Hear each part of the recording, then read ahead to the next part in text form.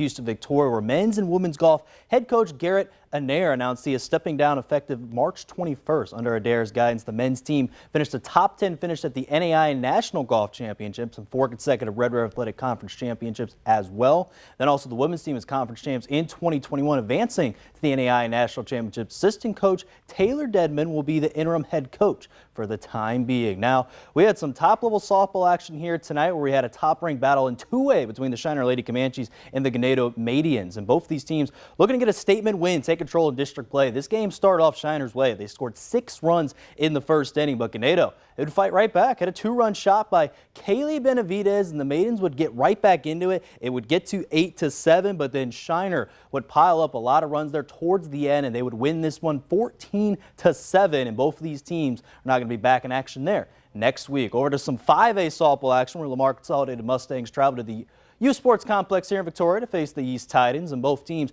heading in this game were undefeated in district play of 4-0, but the Titans did not get enough offense because when I arrived at the ballpark, it was 3-0 already Lamar, and they kept getting the runs going, and they won this game 19-2. And now for East, they're going to have to regroup because they're going to be traveling to Fort Bend Kepner there next Tuesday night. Now going back there to Shiner Ganado, but over in the baseball area, Ganado, both these teams also trying to get a big-time win in district play, but both teams were heading in different directions. Ganado heading in was at 4-7-1.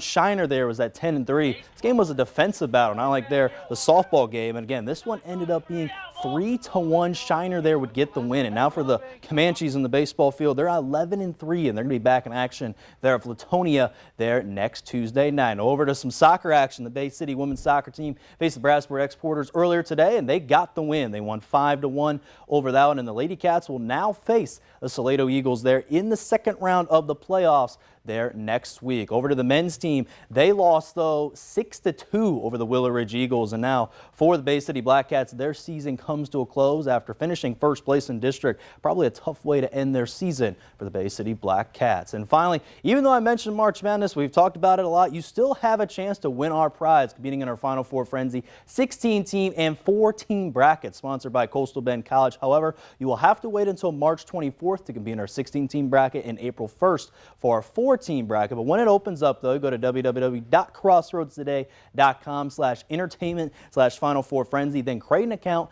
and press play now. And the winner will get a family 4-pack to Moody Gardens, which includes tickets to an aquarium, rainforest pyramids, 3D and 4D audience recognition theaters, 1-night hotel stay, and 2 rounds of golf. And probably heard this news here earlier today.